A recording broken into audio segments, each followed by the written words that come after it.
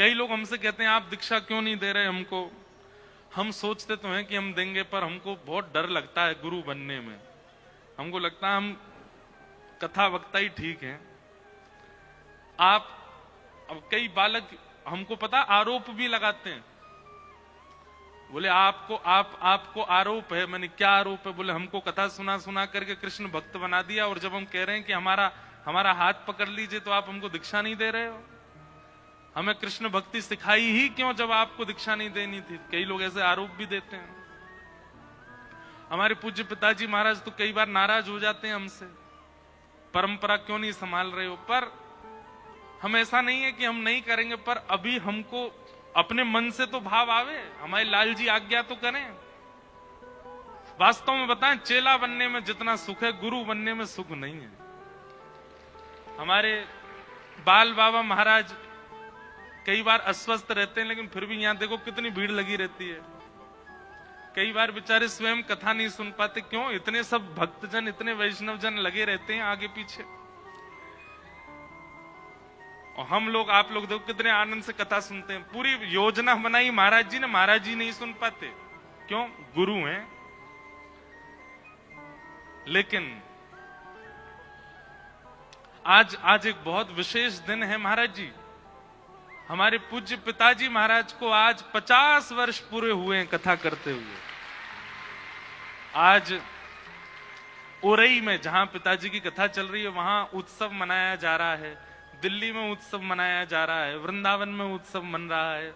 हम लोग भी यहां ऊना में मनाएंगे, आज नंदोत्सव मनेगा। देखो, एकमात्र ऐसे भागवत के वक्ता हैं जिन्होंने कई वक्ताओं को 50-60 वर्ष हो चुके हैं, पर एकमात्र ऐसे वक्ता हैं जिन्होंने 50 वर्षों में इतनी कथाएं कर ली। जैसे किसी से नाप तोल नहीं है, लेकिन जैसे हमारे क्रिकेट में सचिन तेंदुलकर के रन इतने ज्यादा हैं कि कोई पकड़ ही नहीं सकता, ऐसे ही कथा वक्ताओं में, भागवत में हमारे पूज्य पिताजी की इतनी कथाएं हो गई हैं कि एक जन्म में तो वो संभव नहीं इतनी करना जितनी उनकी कथाएं हो चुकी हैं।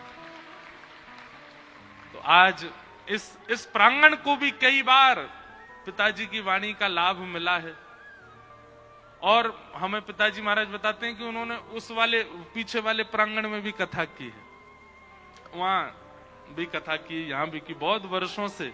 और हम पिताजी महाराज की आज्ञा से ही कथा करने आते हैं ऊना में। हमारे महाराज जी से बहुत स्नेह है पूज्य पिताजी का। आज उनके 50 वर्ष बहुत होते हैं। यहाँ कई लोगों की तो उम्र नहीं है, हमारी खुद की अभी कितनी कम उम्र है। सोच करके हमको लगता है कि हमको 9 वर्ष हुए अभी कथा करते हुए, पिताजी को 50 वर्ष हो गए। लोग कई बार जन्म लेने के बाद जी नहीं पाते 50 साल तक, वो कथा करते करते 50 साल निकल गए। कभी कभी हमें लगता है कि 50 वर्ष तक इतना भागवत को गाया, वो अगर कुछ कह देंगे तो वो काम हो ही जाएगा। हम तो अपने पिताजी से एक ही बात कहते हैं कि पिताजी आप बस एक ही बात कह दिया करो, मैं सदा गिरधर को, गिरधर सदा मेरे, बस मैं आप कह देंगे तो हो जाएगा। ऐसे पूज्य गुरुदेव भगवान को आज 50 वर्ष कथा करते हुए हैं। हमारे पूज्य बाल बाबा महाराज और समस्त ऊना वासियों की ओर से, यहाँ के सब भक्तों की ओर से पूज्य गुरुदेव भगवान को बधाई हो। ऐसी रूखी बधाई नहीं चाहिए, जोर की दो, बधाई हो, बधाई हो, बधाई हो। तो आपके निष्ठा में, आपके संकल्प में, आपके चिंतन में प्रगाढ़ता हो तो गुरु चाहे कहीं हो प्रकट हो जाएंगे सामने, चिंतन में प्रकट हो जाएंगे, स्वप्न में प्रकट हो जाएंगे। ये शाम संस्मरणात् पुंसा।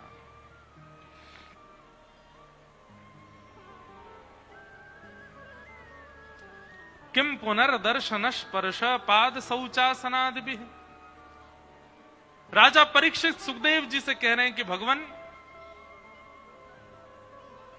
आपका स्मरण मात्र पवित्र कर देता है, आप प्रत्यक्ष सामने बैठे हैं, मैं क्या करूं, मैं आपके चरण छू लूं, मैं आपको वंदन कर लूं, उसी से ही मेरा उद्धार हो जाना है। आपका चिंतन घर पर बैठने मात्र करने से पवित्रता आ जाती है। आप सामने बैठे हैं मेरे,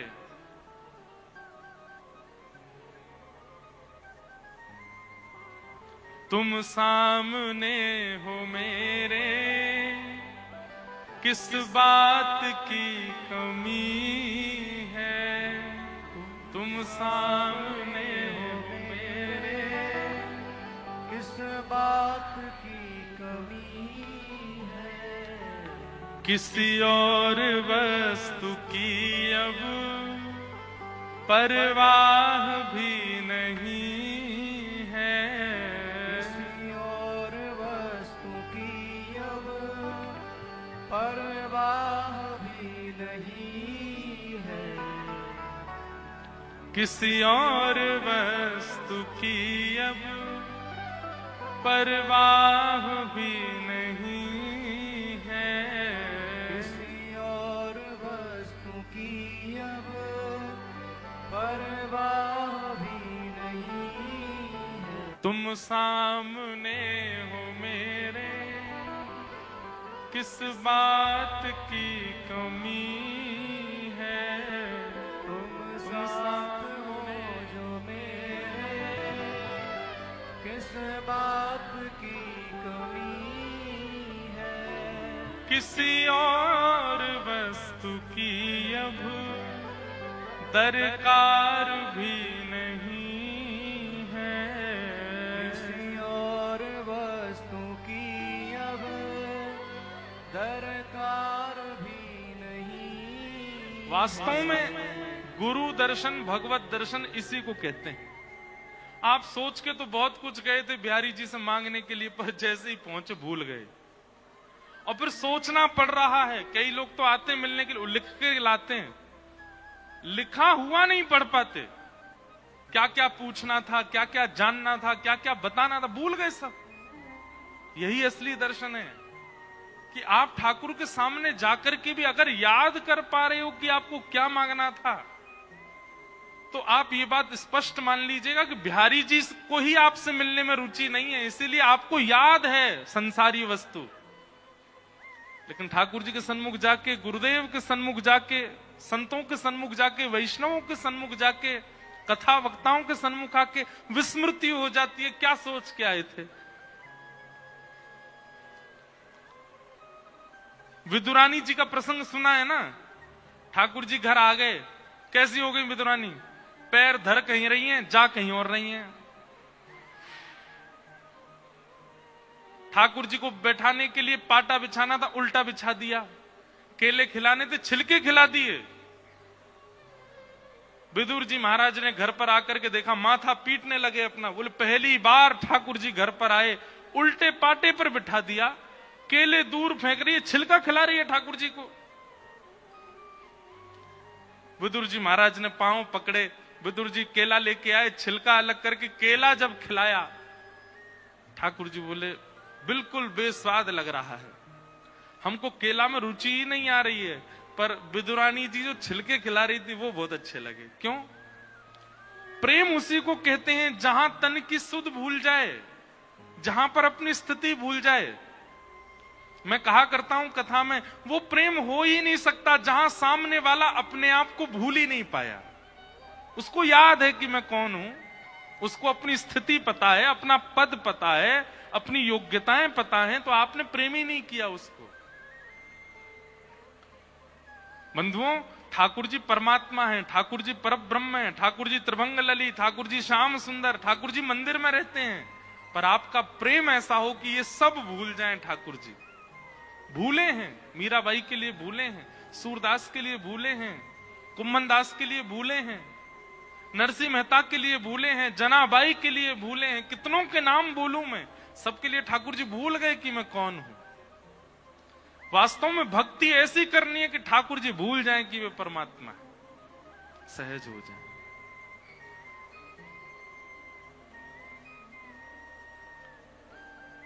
जिन गुरु के सामने जाके, जिन संतों के सन्मुख जाके, जब ठाकुर जी के सन्मुख जाके भी आपको याद है कि आपको क्या कहना है, तो आप शायद उनको रुचि नहीं है आपसे मिलने में, इसीलिए आपको याद है। उनको भी रुचि होगी तो आप भूल जाओगे। विस्मृति। एक भाई मुझसे मिलने पता नहीं कहां से आया, विदेश में, ऑस्ट्रेलिया में एक जगह तस्मानिया, वहां से दौड़ता भागता आया। उसको 2 ही दिन का अवसर मिला, आने जाने में ही इतना समय लग गया। ऋषिकेश आया मिलने, वहां कथा थी, और आकर के मिला, रोए सो रोए, खूब मैंने हृदय से भी लगाया, हाथ भी पकड़े, सब काम किए। वापस चला गया, वहां जाकर के और रोया। उसके घर वालों ने संपर्क किया, बोले इसके प्राण चले जाएंगे, बात करा दो एक बार। मैंने कहा क्या हो गया? बोले मैं पूरी तैयारी करके आया था कि आपके साथ फोटो तो ले ही लूंगा, वो तो लेके ही नहीं गया। मैं इतनी दूर आकर के भी एक चित्र तक नहीं है मेरा। मैंने कहा कोई बात नहीं, मैं आऊंगा, वहीं आऊंगा तब मिल लूंगा। तो ये विस्मृति होना, ये प्रेम का द्योतक है। जहां याद रह जाता है कि क्या चर्चा करनी थी, क्या करना था, कैसे करना था, प्रेम नहीं।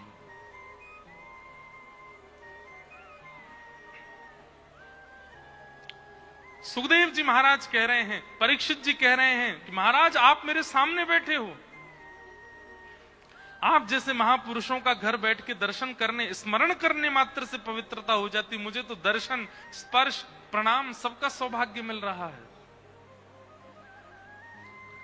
और तभी दूसरा प्रश्न कहते हुए, अतः पृच्छामि संसिद्धिं योगिनां परमं गुरुं पुरुषस्य यत् कार्यं म्रियमाणस्य सर्वथा। महाराज अब देखो यहां पर बात की परिवर्तन, कैसा परिवर्तन है। अभी तो आप जिन महापुरुष के घर बैठ के स्मरण करने की इतनी महिमा गा रहे थे, अब उन्हीं से क्या पूछ रहे हो? जल्दी मरने वाले की मुक्ति का उपाय क्या है? अभी तो तुम कह रहे थे कि घर बैठ के स्मरण करने से ही पवित्र हो जाते हैं, आप तो मेरे सामने आ गए, चरण छूने को मिल रहे हैं, तो महाराज अब मैं क्या ही बताऊं, मेरे को तो परम पद प्राप्त होगा। और फिर तुम यही पूछ रहे हो कि जल्दी मरने वाले की मुक्ति का उपाय क्या है? अरे जब इतने श्रेष्ठ व्यक्ति तुम्हारे सामने बैठे हैं, तुम उनसे कैसे कह सकते हो कि जल्दी मरने वाली की मुक्ति का उपाय क्या है? ये तो वही हो गया कि नदी में गए स्नान करने के लिए, वहां भी लोटा से नहा रहे हो। अरे जब नदी सामने, सीधे उतर जाओ, डुबकी लगाओ। समुद्र में जाके बाल्टी में पानी भर के ला रहे हो, फिर नहा रहे हो। अरे जब सामने समुद्र है, सामने नदी है, तो सीधे गोते लगाओ। वहां ऐसी छोटी वस्तु थोड़ी की जाती है। वो बात अलग है कि आपके हाथ पांव टूटे पड़े हैं, बहाव बहुत तेज है, बह जाओगे, लेकिन नदी सामने हो तो सशरीर प्रवेश करना चाहिए। वहां लोटा से थोड़ी नहाते हैं।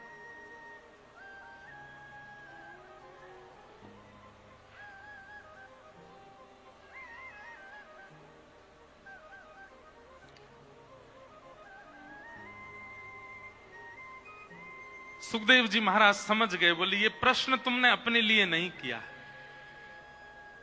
वरीयानेशते प्रश्न क्रतो लोकहितं नृप आत्मवेद सम्मतः पुंसां श्रोतव्यादिषु यः परः। राजन तुमने ये प्रश्न अपने लिए नहीं किया, क्योंकि तुम तो जानते हो कि महत्पुरुषों के बीच में बैठ करके मुक्ति हो गई, फिर मुक्ति क्यों पूछना? इतने सारे महत्पुरुष तुम्हारे चारों ओर बैठे हैं, तुम कुछ नहीं भी करोगे, केवल बैठे रहोगे तो तुम्हारी मुक्ति संभव है। ये बात तुम जानते हो, लेकिन फिर भी तुम पूछ रहे हो जल्दी मरने वाले की मुक्ति का उपाय क्या? इसका मतलब है ये प्रश्न तुम अपने लिए नहीं कर रहे हो। क्रतो लोक हितम नृप, सब प्राणी मात्र के हित के लिए कर रहे हो। देखिए सदगुरु से, गुरुजनों से वैसे तो कोई संशय होता नहीं है, उनकी उपस्थिति मात्र से सारे संशय दूर हो जाते हैं, पर फिर भी संशय यदि प्रकट करना हो तो एक बात याद रखिएगा, हमारी बहुत ध्यान से सुनिए, कभी भी विद्वत जनों से, संत जनों से अपने निज स्वार्थ का प्रश्न मत कीजिए जिससे आपका कल्याण होता हो। नहीं, कभी अवसर मिल जाए ऐसे महत् पुरुषों से प्रश्न करने का तो प्रश्न ऐसा कीजिए जिससे अनेकों का कल्याण हो रहा हो। ऐसा प्रश्न विचार कीजिए। जिस संकट में अनेक लोग पड़े हैं उस संकट की निवृत्ति का प्रश्न पूछिए।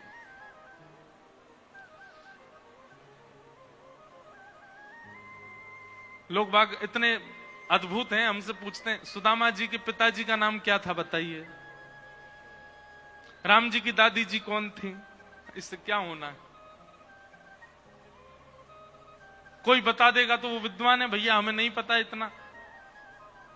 ऐसे प्रश्नों का कोई दायित्व नहीं है, कोई लाभ नहीं है। ऐसा प्रश्न करो पूछने वाला, बताने वाला और सुनने वाले तीनों का कल्याण हो रहा हो। राजा परीक्षित ने वही प्रश्न किया। राजा परीक्षित को पता है मेरी मुक्ति तो सफल हो जाएगी, पर मैं ऐसा प्रश्न कर जाऊं कि मेरे बाद भविष्य में यदि कोई ऐसी स्थिति में पड़ जाए तो वह भी मुक्ति का कामी हो, उसको भी मुक्ति प्राप्त हो।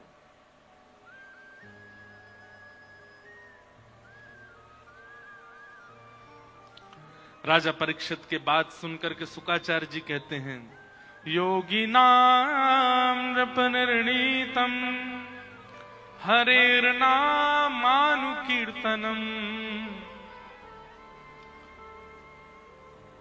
मुक्ति उपाय का सर्वश्रेष्ठ साधन क्या है? बहुत ध्यान से सुनिएगा।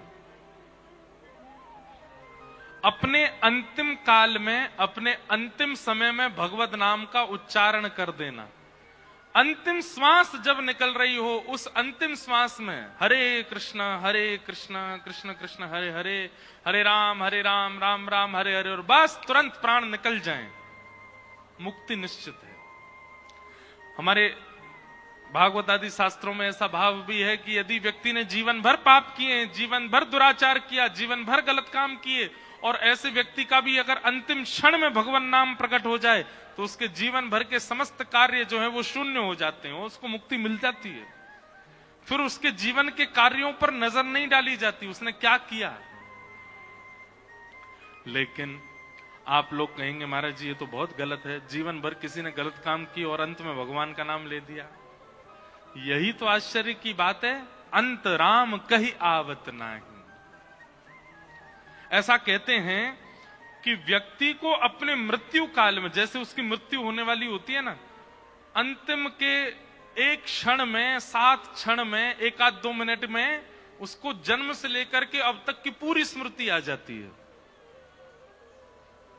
अगर स्वाभाविक मृत्यु प्राप्त हो रही होगी तो, घटनात्मक मृत्यु में प्राप्त ये सब नहीं होता, पर स्वाभाविक मृत्यु यदि किसी की होती है तो अंतिम क्षण में उसके नेत्र बंद हो जाते हैं, उसको पूरी याद आती है वो पहले बालक था, इस स्कूल में पढ़ने गया था, माँ इसको ऐसे तैयार करती थी, माँ उसके ये सारे मित्र थे, वो घर आकर के ये पाता था, फिर बड़ा होकर के इस यूनिवर्सिटी में पढ़ने गया, इस कॉलेज में गया, वहां ये टीचर थे, वहां उसने ये डिग्री प्राप्त की, इस कन्या से उसका ब्याह हुआ, कन्या से पहला मिलन कैसे हुआ, पहली संतान कहाँ हुई, आदि आदि सारी स्मृतियां उसको आती है। बच्चे कैसे बड़े हुए, बच्चे कौन से स्कूल में जाते, अब बच्चों के ब्याह हो गए, बच्चों के भी बच्चे हो गए, सब उसको याद आ जाता है।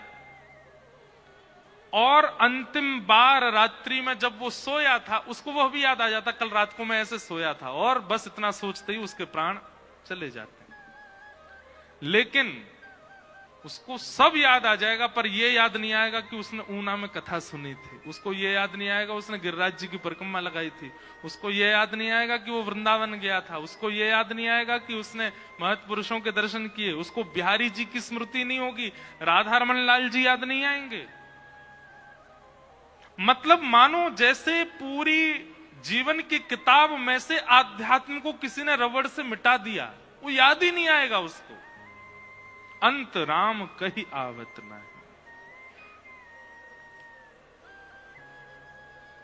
भैया अंतिम क्षण में भगवान की स्मृति हो जाए उसी के लिए तो कहते हैं इतना जप करो, इतनी कथा सुनो, इतने आध्यात्म में रहो, इतने ज्यादा भक्ति अनुष्ठान आदि करते रहो कि अंतिम क्षण में इतना किया गया कि उसका थोड़ा तो स्मरण हो, थोड़ा भी स्मरण हो गया तो मुक्ति निश्चित है। कई लोग कहते हैं हम हर साल में 6 बार वृंदावन जाते हैं। बहुत ज्यादा है क्या 6 बार जाना? कई लोग तो वृंदावन में ही हैं, पिछले 60 साल से वृंदावन से बाहर ही नहीं गए। उनको तब भी संशय है कि हमको भगवत प्राप्ति होगी कि नहीं। आपको 6 बार में विश्वास है कि भगवान मिल जाएंगे? अंत राम कही आवत नहीं, अंतिम काल में सब याद आ जाएगा आपको, ठाकुर जी याद नहीं आएंगे। अरे कहां तक कहें, आप अगर कथा भी करवा लोगे ना, वो भी याद नहीं आएगा आपको। अंत में भगवत स्मरण हो, उसके लिए क्या करना पड़ेगा? बोले इतना चिंतन करना पड़ेगा, इतना याद करना पड़ेगा, इतनी साधना करनी पड़ेगी, इतना ठाकुर जी को स्मरण करना पड़ेगा, इतना नाम जप करना पड़ेगा। जब समय मिले तब नाम, जब समय मिले तब नाम, जब समय मिले तब कथा, जब समय मिले तब सत्संग। मतलब संसार के विषय दिन में कम किए जाएं, भगवत चिंतन ज्यादा किया जाए, तब जाकर के ऐसी स्थिति बन सकती है कि अंत काल में आपको भगवत स्मरण हो जाए। लेकिन हमारा क्या है, पूरे दिन भोग वस्तुओं को भोगते हैं और उसमें समय मिलता है थोड़ा सा, तो उसमें भगवत स्मरण, सुबह के 5 मिनट ठाकुर जी को, बाकी के पूरे 24 घंटे संसार को, कैसे याद आ जाएंगे भगवान? एक संसार का एक रूल है, जिसको ज्यादा प्रायोरिटी देते हो वही आपके साथ खड़ा रहता है। आपने ठाकुर जी को, ठाकुर जी की कथा को, ठाकुर जी के नाम को प्रायोरिटी दी ही नहीं है, तो वो अंतकाल में क्यों आएगा आपके पास? जिन जिन को प्रायोरिटी दी वही याद आएंगे। एक सेठ जी के प्राण निकल रहे थे, उनके सारे बच्चे आकर के खड़े हो गए। ऐसा कहते हैं कि जब व्यक्ति की स्वाभाविक मृत्यु होती है तो उसका कंठ जो है गुर गुर आवाज करता है, कंठे गुर गुरायते, बोल नहीं पाता वो।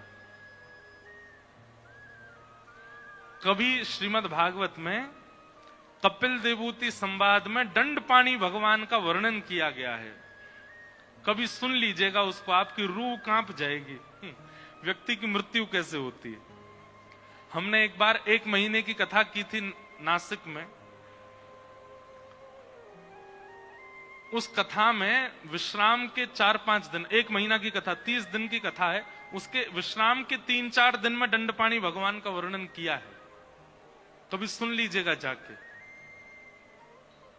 यही श्याम सुंदर, यही त्रिभंग लली, यही मोर मुकुट बारे, जब दंडपाणी भगवान रूप धारण करते हैं कितने भयावह लगते हैं। ऐसा कहते हैं कंठ से गुर गुर आवाज क्यों आती है? बोले यम के दूत जो है वो गला बांध देते हैं और बस प्रतीक्षा करते हैं, उल्टी गिनती गिनते हैं, इतनी देर रह गई तुझको ले जाने में। वो केवल उसी को दिखते हैं जिसके प्राण निकल रहे होते हैं, और किसी को नहीं दिखते। उल्टी गिनती गिनते हैं, 100, 99 आदि ऐसे करते हैं कि महाराज सामने वाला व्यक्ति कांपने लगता है। जैसे जैसे क्षण खत्म होते सब भूल जाता है वो।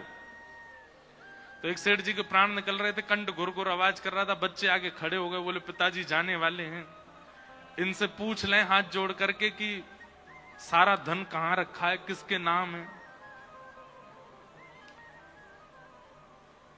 एक वैद्य जी को बुलाया, वैद्य जी बोले बहुत महंगी औषधि है, मैं दे तो दूंगा। बोले कोई बात नहीं, कितनी भी महंगी हो, पिताजी के द्वारा जीवन भर कमाया गया धन तो मिलेगा उसके बदले।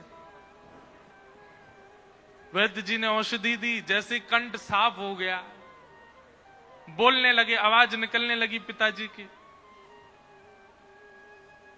बड़ा वाला कहां है? पिताजी यहीं खड़ा हूं, आप तो बताइए बस। बीच वाला कहां है? बोले मैं भी यहीं खड़ा हूं। छोटा वाला कहां है? बोले मैं भी यहीं खड़ा हूं। छोटे वाले के बच्चे कहां हैं? बोले हम भी यहीं खड़े हैं दादाजी, जल्दी करो, आपके प्राण निकलने वाले, जल्दी बता जाओ कितना किसके हिस्से में है। बड़े वाली की बहू कहां है? बोले मैं भी यहीं खड़ी हूं, काय को इतने समय निकाल ले हो, जल्दी बोलो। बीच वाले की कहा, बोले मैं भी यहीं खड़ी हूं। सब याद आ गए। बताओ, इतनी महंगी औषधि मिलने के बाद, कंठ साफ होने के बाद भी इतनी देर सबको बुलाने में लगा दी, भगवान नाम फिर भी नहीं लिया। ये स्वाभाविक है कि व्यक्ति की मृत्यु में उसको ठाकुर जी याद नहीं आते। आपका बुद्धि ऐसी हो जाएगी, आपका मन ऐसा हो जाएगा, नहीं आएंगे याद। वही याद आएगा जिसका जीवन भर चिंतन किया, जिसको जीवन भर आपने प्रायोरिटी दी, वही अंतिम समय में याद आएंगे, ठाकुर जी नहीं। सब लोग खड़े हो गए, सबने, पिताजी बता तो दीजिए। बोले मैं तो ये कह रहा हूं, मैं बहुत देर से देख रहा हूं, हमारी भैंस का पड्डा जो है वो झाड़ू खा रहा है, तुम लोग उसके मुंह से झाड़ू निकाल दो। झाड़ू पड्डा करते करते प्राण निकल गए, चले गए, भगवान नाम नहीं लिया। नाम नहीं आता, ठाकुर जी याद नहीं आते। इसलिए आज से एक संकल्प लीजिए, एक नाप तोल रखा कीजिए। आप संसार को कितना समय देते हो, संसार के विषयों को कितना समय देते हो, संसार की विषय वार्ता में, संसार के भोग विलास को आप कितना समय देते हो, उसकी काउंटिंग कीजिए। और फिर उससे 1 घंटा 1.5 घंटा ज्यादा ठाकुर जी को दीजिए। तब जाकर के आपकी ऐसी स्थिति बनेगी कि आपके अंत काल में ठाकुर जी आपको याद आ जाएं, नहीं तो नहीं आएंगे। अंत राम कही आवत नाही, जन्म जन्म मुनि जतन कराई।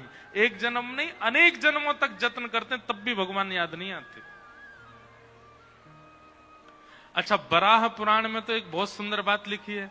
वहां तो ऐसा कहते हैं कि जो व्यक्ति जीवन भर ठाकुर जी को याद करता है, उसके अंत काल में वो ठाकुर जी को याद नहीं करता, ठाकुर जी उसको याद करते, ठाकुर जी उसकी स्मृति करते। मेरा सुमिरन हरि करें, मैं पावा विश्राम। भक्ति की स्थिति कहां तक आ जाए? बोले मैं सुमिरन करते करते करते करते इस स्थिति में आ गया कि मेरा सुमिरन हरि करें, मैं पावा विश्राम। आप तो विश्राम पांव पसार करके सो जाओ, ठाकुर जी आपको याद करें, ऐसी स्थिति बने। योगी नाम नृप निर्णीतम हरेर नामानुकीर्तनम। हरि नाम संकीर्तन यदि अंतिम काल में बन जाए तो ठाकुर जी प्राप्त होंगे, और उसके लिए बहुत श्रम करना पड़ेगा। तो इस प्रकार श्री सुखदेव जी महाराज परीक्षित को ज्ञानोपदेश करते हैं, और परीक्षित के चित्त से मुक्ति की इच्छा दूर करके भक्ति की इच्छा प्रकट करते हैं कि परीक्षित 7 दिन में मुक्ति मिले ऐसा मत कहो, 7 दिन में भक्ति मिले। मुक्ति से तो मरने के बाद भगवान के पास जाया जाता है, पर भक्ति से तो ठाकुर जी को ही पृथ्वी पर आके दर्शन देने पड़ते हैं। तुम भक्ति की कामना करो, और इसी कामना में अब आगे कथा सुनाई जा रही है। प्रसंग बहुत सारे हैं, सबको हम वंदन कर देते हैं। सृष्टि प्रसंग सुनाया गया, पृथ्वी की रचना आदि के सब क्रम सुनाए गए, चतुश्लोकी भागवत सुनाई गई, उद्धव विदुर संवाद कहा गया। थोड़ा सा इसका विस्तार करें, बहुत दिन से नहीं किया। भगवान शांति दूत बनकर के आए थे पांडवों के पास, कौरवों के पास, और भगवान ने आकर के एक प्रस्ताव किया कि भाई देखो, युद्ध नहीं करना पड़ेगा, 5 पांडवों को 5 गांव दे दीजिए भारत में। दुर्योधन युद्ध मत करो, केवल 5 पांडव हैं, उनको छोटे छोटे 5 गांव दे दो, वहीं रह लेंगे, अपना गुजर बसर कर लेंगे। वैसे देखा जाए तो पांडवों का पूरे भारत पर अधिकार है, क्योंकि इनके पिता पांडु ही राजा थे। अस्वस्थ होने के कारण उन्होंने धृतराष्ट्र को राज्य गद्दी दी थी, और ये कहकर के गए थे कि मेरे पुत्र योग्य हो जाएं तो उनको राजा बना देना। लेकिन धृतराष्ट्र ने पुत्र मोह में आकर के अपने पुत्रों को ही राज्य गद्दी देने का आश्वासन कर दिया। लेकिन कोई बात नहीं, तुम लोग फिर भी राज्य गद्दी पर बैठे हो, बैठ जाओ, लेकिन पांडवों को 5 गांव दे दो उनके अधिकार के, युद्ध मत करो। दुर्योधन बोला, हे श्री कृष्ण, शरीर में यदि 5 घाव हो जाएं और उनकी चिकित्सा ना की जाए तो 5 क्या 1 घाव भी पूरे शरीर को नष्ट करने की संभावना रखता है। आज हमने 5 गांव दे दिए तो कल पूरा भारत एक छत्र सम्राट पांडवों का होगा। इसलिए सुचग्रैव न दास्यामि बिना युद्धे न केशव, सुई के नोक के बराबर जमीन भी बिना युद्ध के नहीं दूंगा। अगर पांडवों को चाहिए तो पूरा राज्य ले जाएं, ये छोटे मोटे गांव नहीं दूंगा मैं, लेकिन युद्ध करके। जब भगवान की बात दुर्योधन ने नहीं मानी तो विदुर जी को इस बात से बहुत पीड़ा हुई। विदुर जी महाराज बोले, ठाकुर जी की बात नहीं मानी। जो संत आज्ञा ना मानता हो, मातृ पितृ गुरु आज्ञा ना मानता हो, ठाकुर जी की आज्ञा ना मानता हो, ऐसे का संग कभी मत कीजिए।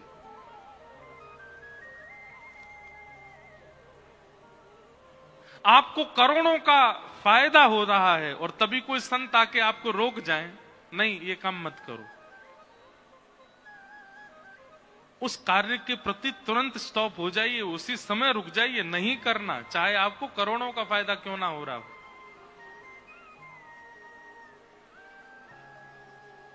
माता पिता गुरु संत यदि कुछ आज्ञा करते हैं तो उनकी आज्ञा में ठाकुर जी ही बैठे होते हैं, उसको माना कीजिए। कई बच्चे हैं वो ऐसा दोष मढ़ते हैं अपने माता पिता के ऊपर, मुझे मिले हैं, वो कहते हैं महाराज जी मैं तो विदेश जा रहा था, मैं तो विदेश के लिए तैयारी कर ली थी, पिताजी ने लास्ट मोमेंट पर मुझे रोक दिया, नहीं तो मैं तो विदेश में होता। एक बात कहें, आप अपनी माता पिता की आज्ञा अगर जबरदस्ती में मान रहे हो तो आपका नाश निश्चित है। नहीं, अगर माता पिता ने किसी कार्य के प्रति, गुरुदेव ने, संतों ने किसी कार्य के प्रति यदि आपको रोका है तो प्रेशराइज होकर के मत रुकिए, प्रसन्न होकर के रुकिए, प्रसन्न होकर के मानिए। प्रसन्न होकर के जब गुरु और माता पिता की आज्ञा मानी जाती है तो उसमें भगवत निवास होता है। आज्ञा गुरुणाम अविचारणीयाम क्रोधापि देवेन वरेण तुल्यम, कितनी सारी बातें हमारे शास्त्रों में कही गई। जब प्रसन्नता पूर्वक कोई अपने माता पिता की आज्ञा, गुरुजनों की आज्ञा मानता है तो उनकी आज्ञा में ठाकुर जी का निवास होता है। और कोई जबरदस्ती मानता है, उसकी इच्छा नहीं है लेकिन माता पिता के कहने से कर रहा है। दशरथ जी ने राम जी से केवल संवाद किया था 14 वर्ष के वनवास के लिए। 14 वर्ष वन राम जी को जाना किसी का प्रेशर नहीं था। दशरथ जी ने कुछ उनको हठपूर्वक आज्ञा नहीं दी है, केवल निकल गया पिताजी के मुख से। उस आज्ञा को मानने के लिए राम जी वन में चले गए। हमारे संत जन कहते हैं राम जी वन गए इसीलिए बन गए। क्यों? गुरु आज्ञा, पिता आज्ञा, संत आज्ञा। इसलिए एक संकल्प ले लीजिए कि श्रेष्ठ जनों की कही गई बात वो बात नहीं है, वो आज्ञा नहीं है, वो समाधान है। उसको समाधान मान करके पालन कीजिए।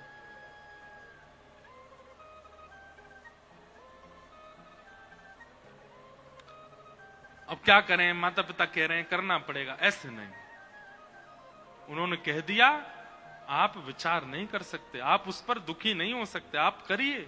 अगर विदेश जाने से रोक दिया है और आप सहर्ष हंस करके प्रसन्नता पूर्वक उसको स्वीकार करोगे तो आपका यहीं रुक जाना आपके लिए लाभकारी होगा।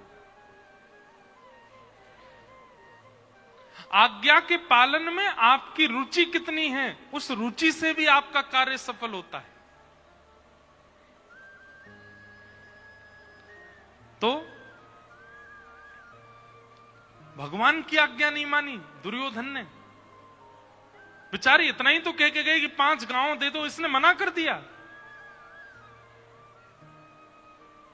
तुरंत विदुर जी महाराज बोले भगवान अब क्षमा करें, ये लीजिए अपने धनुष और ये लीजिए बाण, अब युद्ध में मैं तो नहीं आ सकता। जहां ठाकुर जी की आज्ञा नहीं मानी गई है उस युद्ध में, वो भी विपक्ष में, मैं खड़ा नहीं हो सकता। ठाकुर जी ने आज्ञा दी होती कि नहीं युद्ध ही होगा तो मैं भी खड़ा होता, आपके साथ ही खड़ा होता, पर ठाकुर जी के विपक्ष में बिना उनकी आज्ञा माने ऐसे पक्षवाद, ऐसे लोगों का मैं संग नहीं कर सकता जो ठाकुर जी की आज्ञा नहीं मानते। और श्री विदुर जी महाराज अपने धनुष बाण छोड़ करके और सब छोड़ छाड़ करके बोले अब आपके राज्य में भी नहीं रहूंगा मैं, क्षमा कीजिएगा, अब मैं जा रहा हूं। वो विदुर जी विदुरानी को लेकर के चले गए। इसलिए महाभारत युद्ध में विदुर जी नहीं दिखते। क्यों? ठाकुर जी की आज्ञा ना मानने वाले परिवार का भले ही मैंने जीवन भर नमक खाया हो, उसका संग नहीं कर सकता।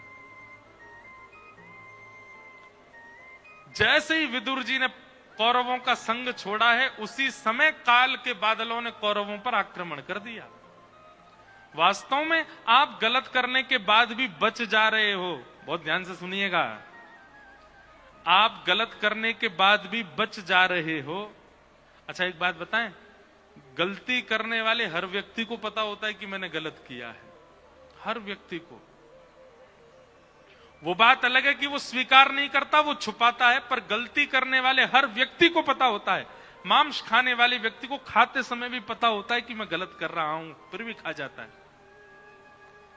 किसी को लूटने वाला, किसी के साथ छल करने वाला, कपट करने वाला, उस सबको पता होता है कि मैं छल कर रहा हूं, मैं कपट कर रहा हूं, मैं गलत कर रहा हूं, पर वो फिर भी करता है। तो गलत करने वाला गलत करने के बाद भी लंबे समय तक बच रहा है। थोड़ा दृष्टि घुमा करके देखे, किसी वैष्णव का आसपास में स्पर्श तो है उससे, कोई एक ऐसा व्यक्ति उसके साथ खड़ा है या उसके परिवार में या उसके संस्पर्श में है, संपर्क में है, जो भगवत भक्त है। जिस दिन उसने त्याग कर दिया तुम्हारा, ठाकुर जी तो अपने सारे आयुध लेकर के खड़े हैं, बस प्रतीक्षा कर रहे हैं ये दूर हो, और जैसे ही वो दूर होगा सारे आक्रमण एक साथ होंगे। यही देखा गया राम रावण युद्ध में। जब तक विभीषण था तब तक रावण के सारे दोष नजरअंदाज किए गए, और जैसे विभीषण ने त्याग किया लंका का, बानरों ने जला दी लंका, बानरों ने नाश कर दिया लंका का। और वही देखा गया यहां कौरव पांडवों के युद्ध में। कौरवों ने अनेक अत्याचार किए, अनेक पाप किए, अनेक दुष्कर्म किए, लेकिन कौरवों की विशाल, सामान्य सेना नहीं थी, विशाल सेना थी कौरवों की। उस विशाल सेना का नाश पांडवों की छोटी सी सेना ने केवल इसलिए कर दिया क्योंकि विदुर जी ने त्याग कर दिया है कौरवों का। इसलिए गलत करने वाले थोड़े सावधान हो जाओ। आपकी गलतियां तब तक छुप रही हैं, तब तक बच रहे हो जब तक कोई वैष्णव आपके साथ है। अच्छा, इसका मतलब यह नहीं है कि घर में एक वैष्णव बैठा तो गलती करते रहो, जी है तो सही, छुपाने के लिए। कई लोग ऐसा भी है भाई, कलयुग में लोगों की विचारधारा कहीं भी जा सकती है। अब कहो तो कई लोग ये बात सुनकर के जो गलत करने वाले हैं ना, वो ढूंढ ही रहे होंगे कौन है हमारे यहाँ वैष्णव, उसको बढ़िया, उसको सुबह ब्रेड खिलाया करूंगा, उसको परांठे वरांठे खिलाऊंगा, जूस वूस पिला दिया करूंगा, तू भाई बढ़िया बना, मेरा संग मत छोड़ियो, तेरे आड़ में सारे गलत काम में करता रहूंगा। एक बात और कह दें, ठाकुर जी को अगर आपके ऊपर आक्रमण करना होगा ना, तो उस सद व्यक्ति को खुद ही दूर कर देंगे, हटा देंगे, फिर कहां जाओगे। हिरण्यकश्यप को देवताओं ने जाके पूछा भगवान से कि आप हिरण्यकश्यप पर आक्रमण क्यों नहीं करते, वो इतना दुराचार करता है, इतना गलत करता है प्रहलाद जी के साथ। भगवान ने कहा, बोले वो बोलता गलत है, करवाता गलत है, जिस दिन खुद स्पर्श करेगा प्रहलाद का उसी दिन इसकी मृत्यु है। एक भी जगह भागवत में ऐसा नहीं कि हिरण्यकश्यप ने खुद किया, सैनिकों को आज्ञा देता, होलिका को कहता है, उनको कहता है तुम करो तुम करो तुम करो। लेकिन एक दिन कीर्तन का उन्नाद सुनकर के जब हिरण्यकश्यप को क्रोध आया और जैसे ही जाकर के प्रहलाद जी को धक्का दिया, स्वयं स्पर्श किया। भगवान बोले बस, इसको एक पुण्य बचा रहा था कि ये प्रहलाद का पिता है, और आज इसने उस पुण्य को नष्ट कर दिया। एक वैष्णव को धक्का दिया इसने, अब इसको कोई नहीं बचा पाएगा। उसी दिन हिरण्यकश्यप प्रहलाद प्रकट हो गए और हिरण्यकश्यप का वध कर दिया। तो आपके अवगुण, आपके दुष्कर्म तब तक छिपे हुए हैं ठाकुर जी की नजरों से जब तक एक वैष्णव के साथ हो। आपके पास दो ही रास्ते हैं, या तो वैष्णव के संग से स्वयं वैष्णव हो जाओ, सब छोड़ दो, नहीं तो ठाकुर जी उसको दूर कर देंगे, और उसके दूर होते ही आपको फिर कोई नहीं बचा सकता। विदुर जी महाराज चले गए, तब विदुर जी भ्रमण करते हुए वृंदावन पहुंचे। वृंदावन जाकर के आपको उद्धव जी से मिलना हुआ। उद्धव जी ने विदुर जी को बताया कि भगवान अपनी लीला पूरी करके चले गए। ये बात सुनते ही विदुर जी बहुत रोए, मैं ठाकुर जी का दर्शन नहीं कर पाया। बहुत सुंदर है विदुर उद्धव संवाद। उद्धव जी महाराज विदुर जी से कहते हैं, विदुर, संसार का प्रत्येक प्राणी प्राण त्यागने से पहले भगवान का स्मरण करता है, पर मैंने पहली बार देखा ठाकुर जी अपनी लीला पूरी करने से पहले तुम्हारा स्मरण कर रहे थे। मैं ठाकुर जी की लीला संवरण काल में उनके साथ में था। ठाकुर जी ने अंतिम उपदेश मुझे ही किया, उद्धव जी कहते हैं। लेकिन उद्धव, तुमको विदुर पता है बार बार भगवान क्या कह रहे थे? मुझे ज्ञान उपदेश करते करते कह रहे थे, उद्धव, मेरा विदुर भी यहां बैठा होता तो कितना अच्छा लगता ना। तुमको याद कर रहे थे भगवान। विदुर जी ने चरणों में प्रणाम किया, बोले, उद्धव, कृपा करके मुझे वो ज्ञान उपदेश सुनाओ ना जो भगवान ने तुमको सुनाया है। उद्धव जी महाराज बोले, विदुर, भगवान ने तुम्हारी व्यवस्था की। जब भगवान लीला पूरी करने लगे तो मैं और कई महापुरुष वहां बैठे थे।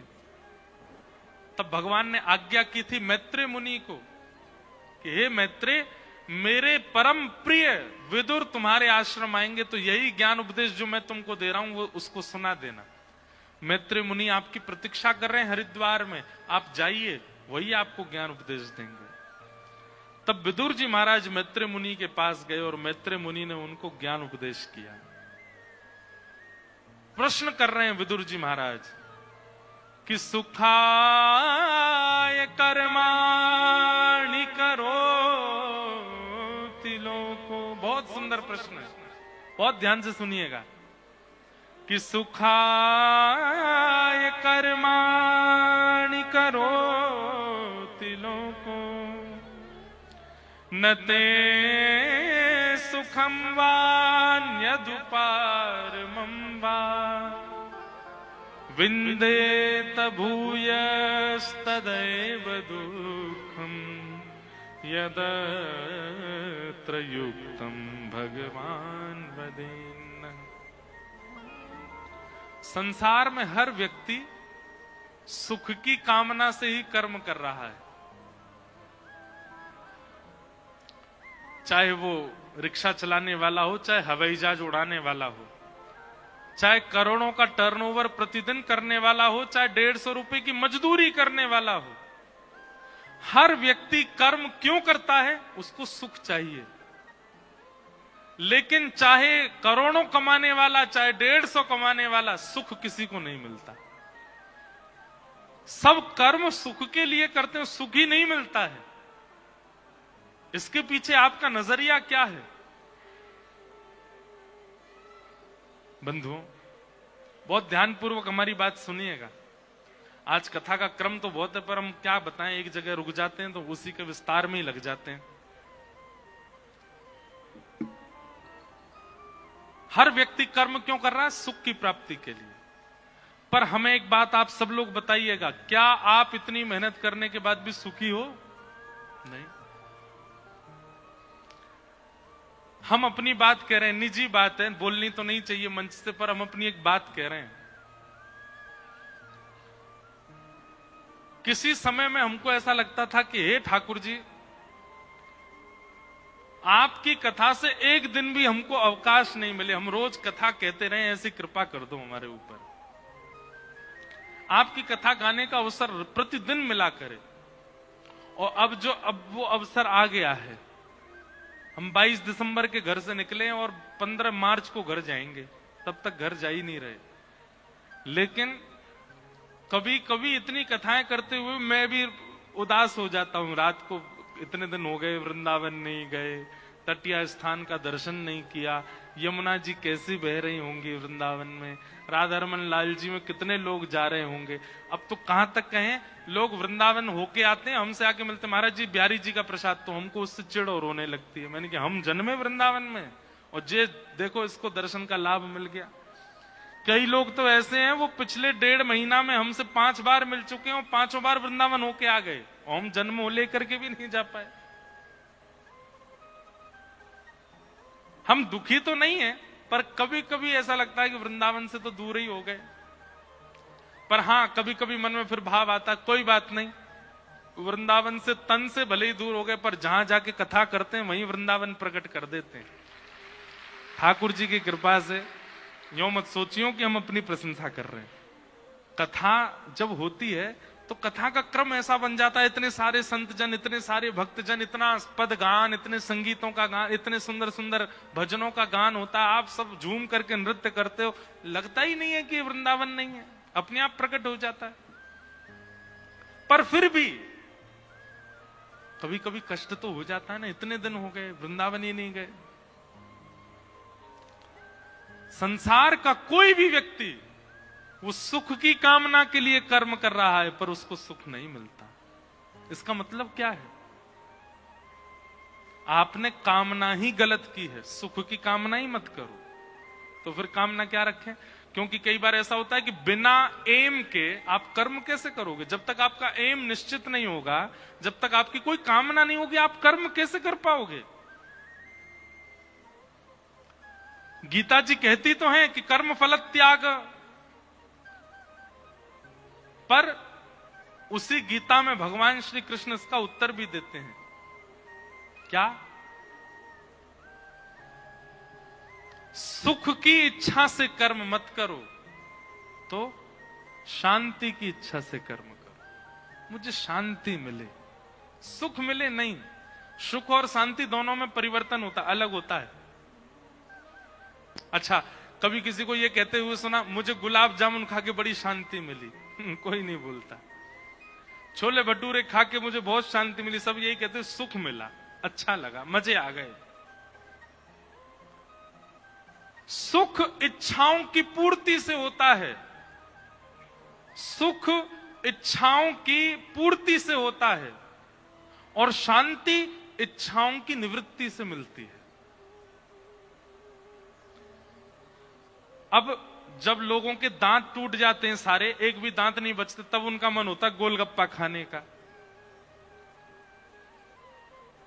अब उस समय में गोलगप्पे खाने की इच्छा यदि प्रकट करें, वो कैसे खाएगा बेचारा? तो बुढ़ापे में व्यक्ति ये इच्छा प्रकट नहीं करता कि मुझे गोलगप्पा खिलाओ, वो ये इच्छा प्रकट करता, हे नाथ मेरी इच्छा खत्म करो, मेरा मन ही नहीं करे खाने का। ये मन होता है पर मैं खा ही नहीं सकता।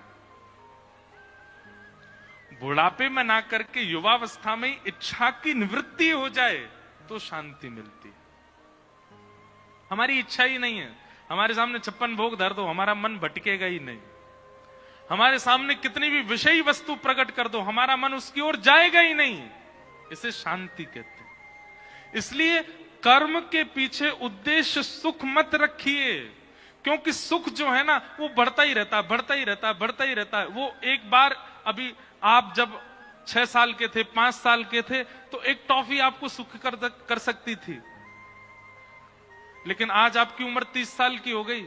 अब आप कभी रोने लग जाओ और कोई व्यक्ति आपको, ए बेटा तू रोए, देख ले टॉफी खा ले, तो आपको अपमान और लगेगा अपना। बताओ, ये मैं रो रहा हूं, ये टॉफी से मुझे शांत कर रहे हैं?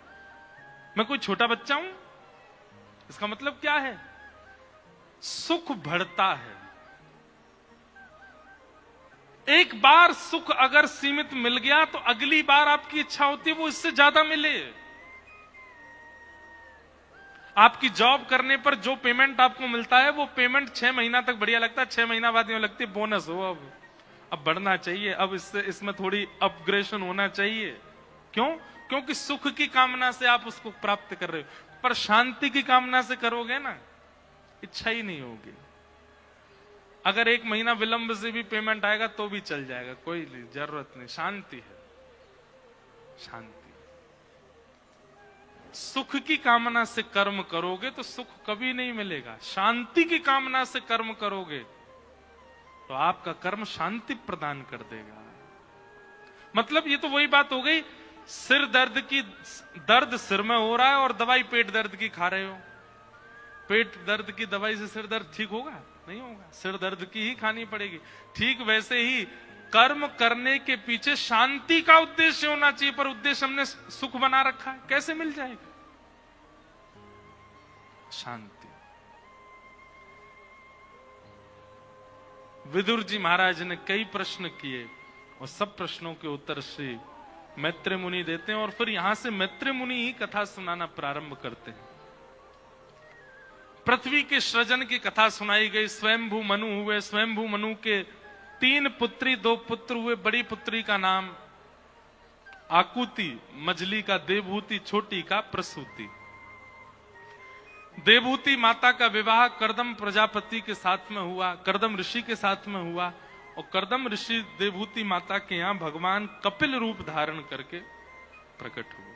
बोलो कपिल भगवान की। भगवान कपिल रूप धारण करके आए और देवहूति माता के अनेक संशयों का समाधान किया। ऐसे कपिल देवहूति संवाद को हम प्रणाम करते हैं। अब हम केवल चरित्रों को प्रणाम मात्र करते हुए चलेंगे। ठाकुर जी का मंगल जन्मोत्सव भी मनाना है। आगे भागवत जी में सती चरित्र सुनाया गया, तत्पश्चात ध्रुव जी की कथा सुनाई। भगवान के परम भक्त श्री ध्रुव जी महाराज, ध्रुव जी कैसे वन में गए कथा सबको पता है। मां की आज्ञा मान करके बाल अवस्था में ही वन में चले गए। इनके गुरु श्री नारद जी ने आकर के 12 मंत्र प्रदान किया। ओम नमो भगवते वासुदेव। इस 12 मंत्र का 5 महीने तक जप किया श्री ध्रुव जी महाराज ने, और 5 महीने अत्यंत कठिनाइयों के साथ जप करना प्रारंभ किया। उसी का फल मिला कि उस मंत्र के प्रभाव से भगवान का एक दिव्य स्वरूप श्री हरि के रूप में गरुण पर विराजमान होकर के शंख चक्र गदा पद्मधारी भगवान श्रीमन नारायण प्रकट होकर के ध्रुव जी को दर्शन दिया। ध्रुव जी ने भगवान की स्तुति गाई और स्तुति गाते हुए ठाकुर जी को अत्यंत प्रसन्न किया। भक्ति मोह प्रवहताम त्वयि में प्रसंगो भूयादनंत महताम मिलाशयानाम ये नांजसोल्वणुमुरुव्यसनम भवाब्धिम निश्चय भवद गुण कथामृत पानमत्तः। एक बात बहुत ध्यान से सुनिएगा। ध्रुव जी महाराज अपनी स्तुति में एक बात कहते हैं, योऽन्तः प्रविश्य मम वाचमिमां प्रसुप्तां संजीवयत्यखिल शक्तिधर स्वधाम्ना अन्यांश हस्तचरण श्रवणत्वगादि प्राणान्नमो भगवते पुरुषाय तुभ्यम्। ध्रुव जी महाराज कहते हैं, बहुत ध्यानपूर्वक सुनिएगा, कई लोग केवल दर्शन में रुचि रखते हैं। उनको बिहारी जी के दर्शन करा दो, राधा वल्लभ जी के दर्शन कराओ, राधा रमण जी दर्शन कराओ, वृंदावन घुमा दो, गोवर्धन घुमा दो, बरसाना घुमा दो, नंदगांव घुमा दो, 84 कोस के दर्शन करा दो, यहाँ कांगड़ा मैया के दर्शन कराओ, नैना देवी के दर्शन कराओ, चिंतपूर्णी मैया के दर्शन सब जगह के करा दो, लेकिन उनको मंदिर का प्रसाद दे दो। होटल पे खाएंगे हम तो, मंदिर का प्रसाद नहीं चाहिए। मतलब नेत्रों में तो भक्ति है पर जिह्वा में भक्ति नहीं है। प्रसाद कहां का पाएंगे? बहुत लोगों को जानता हूं मैं, हम नाथद्वारा जाते रहते हैं, अब तो कथाओं की वजह से नहीं जा पाता। नाथद्वारा का मेरा नियम है, नाथद्वारा अगर मैं हूं तो रसोई बनेगी नहीं, ठाकुर जी का ही प्रसाद आएगा मंदिर से, वही पाऊंगा। और कई बार ऐसे लोगों को मैं ले गया साथ में, एक बार उन्होंने प्रसाद, अब देखो मंदिर का जो प्रसाद होता ना, उसमें ऊपर से नमक नहीं डालना चाहिए, ऊपर से नींबू नहीं डालना चाहिए, ऊपर से कुछ भी नहीं, जैसा ठाकुर जी ने भोग पाया वैसे ही पाना चाहिए। अब कई बार होता है कि भाई नमक आदि कम रह गया कहीं पर आप यदि भगवत प्रसाद के प्रति अन्न की भावना रखोगे तो आपको कमी का अनुभव होगा। प्रसाद के प्रति प्रसाद की भावना रखोगे, कभी आपको कमी नहीं लग सकती, अच्छा ही लगेगा। जगन्नाथ जी का महाप्रसाद पाव भात, क्या अद्भुत लगता है, आनंद आ जाता है महाराज, नेक में ही पेट भर जाता है। लेकिन कई लोगों को हमने देखा, वो एक बार प्रसाद पाने के बाद उनको पता चल जाता है सामान्य टेस्ट है, अगली बार नहीं हमारा पेट भरा है हम नहीं खाएंगे, तब तो चले जाते हैं, फिर बाहर कहीं होटल पे खाते दिख जाते हैं। ऐसों के प्रति क्या भावना आती है, बोले इनके नेत्रों में तो भक्ति है, इनको तीर्थों में घुमा दो, दर्शन करा दो, पर जिह्वा में भक्ति नहीं है, स्वाद में भक्ति नहीं है। कई लोगों के अलग ही है, उनसे कहो वृंदावन चलोगे, हम नहीं जा रहे, सुनो प्रसाद लिया ना हमारे लिए, खुद नहीं जाएंगे दर्शन करने पर प्रसाद जरूर चाहिए, फोन और करेंगे, अब आए नहीं, अभी तक पेड़े नहीं लाए बिहारी जी के, राधा वल्लभ जी की खिचड़ी नहीं लेके आए हमारे लिए, बरसाने की रोटी नहीं लाए, कड़ी नहीं लाए हमारे लिए। उनकी जीव में भक्ति है, उनकी आंखों में भक्ति नहीं है। कईयों की आंखों में भी भक्ति होती है, कईयों के जीव में भी भक्ति, कान में भक्ति नहीं है। उनको दर्शन करा दो, प्रसाद पवा दो, कथा नहीं सुन पाएंगे, नींद आ जाती है हमको, हमारी निद्रा बहुत तेज हो जाती है, हमको नींद आने लगती है। कई लोग हैं उनकी ऐसी निद्रा है, कथा प्रारंभ होते ही सोते हैं और विश्राम होते ही उठते हैं, पूरी कथा में ही नींद आती है उनको। विचित्र लोग हैं।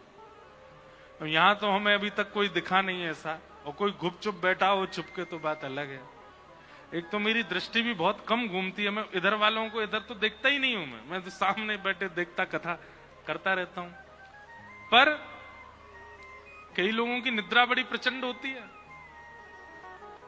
उनकी नेत्रों में भक्ति है, जीव में भक्ति है, पर कानों में श्रवण नहीं करते।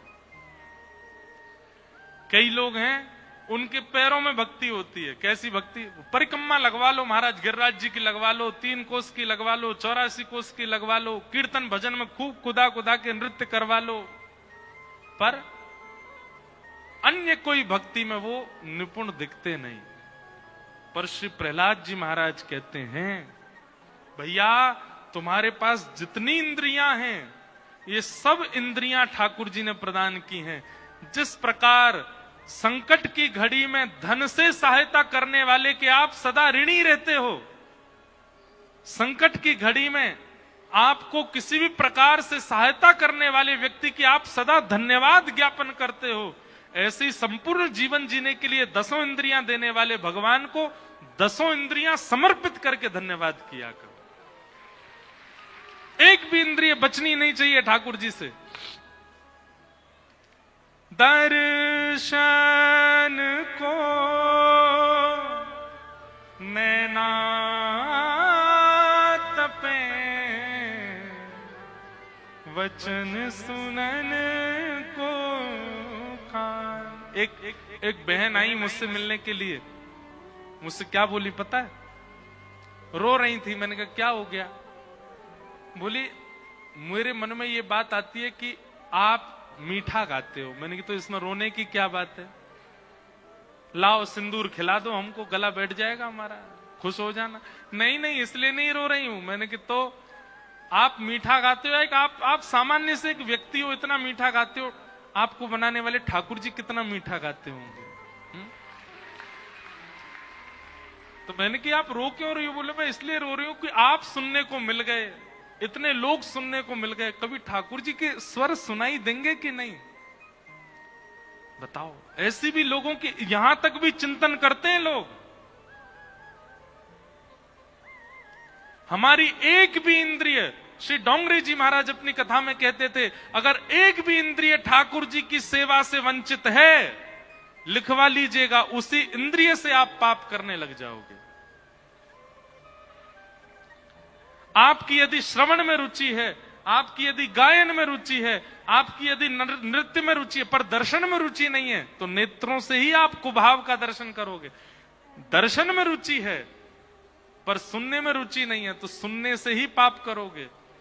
दर्शन और श्रवण में रुचि है पर गायन में रुचि नहीं, तो जीव से ही गंदा संदा बोलते रहोगे। एक भी इंद्रिय ठाकुर जी से बचे ना। गोवर्धन वासी सांवरे, गोवर्धन वासी सांवरे, लाल तुम बिन रयो न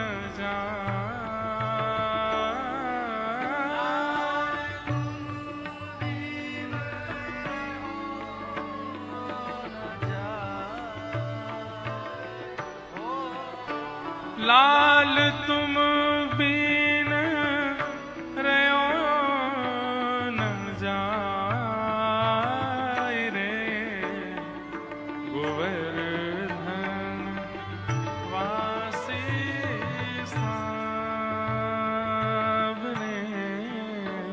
गोवर्धन वासी सांवरे, दर्शन को नैना तपे, वचन सुनन को कान हो, दर्शन को नैना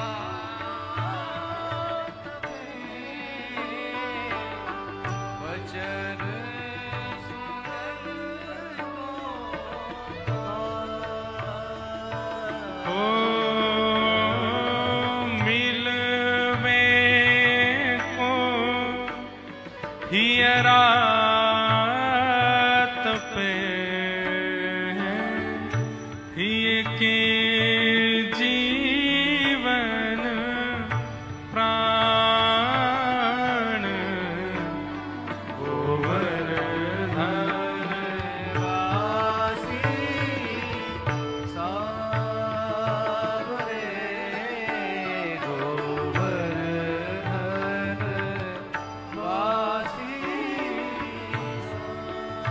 मीराबाई कहती हैं, दरस बिन दुखन लागे नैन, दरस बिन दुखन लागे।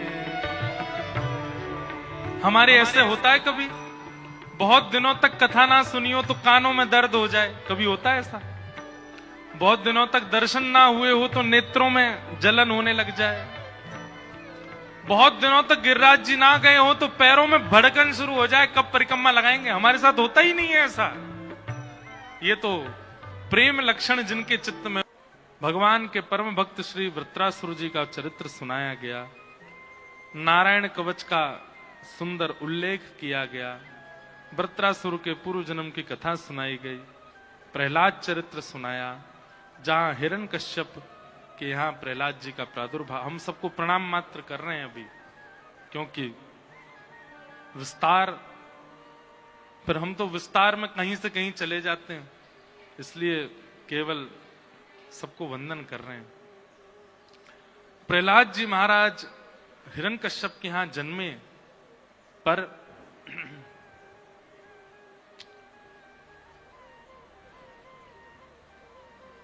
हम एक बात कहते हैं, कई लोग ना हमसे आके ऐसे कहते हैं, बोले महाराज जी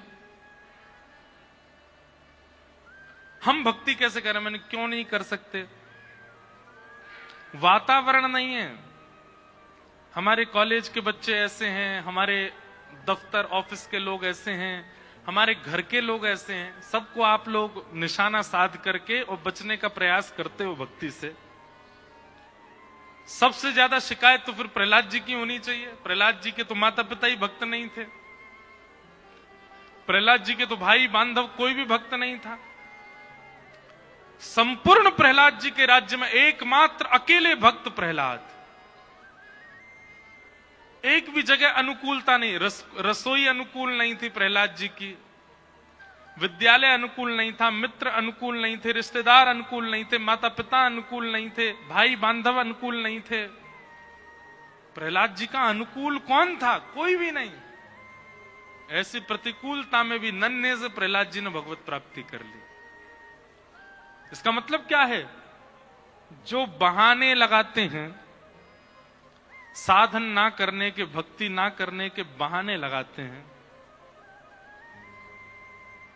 एक बात बताएं, संसार की किसी भी वस्तु को प्राप्त करने में तत्परता चाहिए, और जब व्यक्ति प्राप्त करने में असमर्थ होता है तो बहाने लगाता है, ऐसा है वैसा है, जे हो रहा है वो हो रहा है, नहीं कर सकता, नहीं तो कोई काम दुनिया में मुश्किल नहीं है, जो करते रहोगे यत्न धीरे धीरे, कोई भी मुश्किल बात नहीं। प्रहलाद जी महाराज राक्षस कुल में आकर के भगवत प्राप्ति कर सकते हैं। हमारे आपके लिए तो इतनी प्रतिकूलता नहीं है। ऐसा तो हो ही नहीं सकता कि एक वैष्णव आपके संपर्क में ना हो।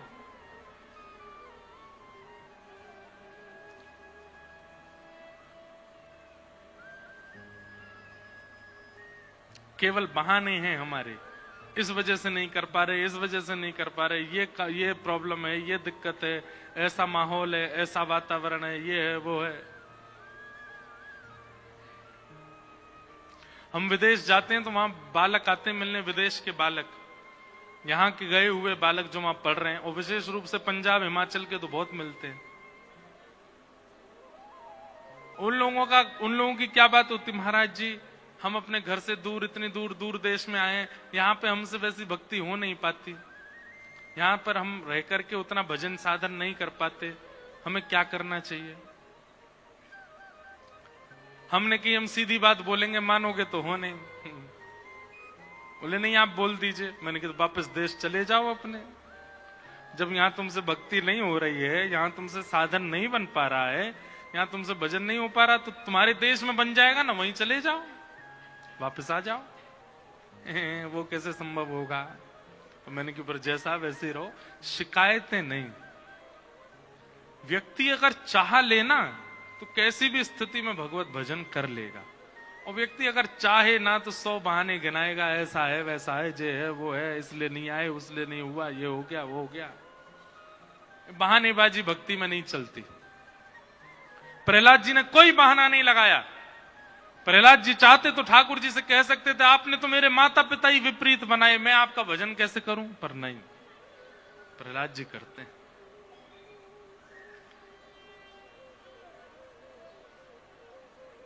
कि दंता गजानां कुलिशाग्रनिष्ठुर शीर्णायते तेन बलं ममैतत् महाविपत्ताप विनाशनोऽयं जनार्दनानुस्मरणानुभाव।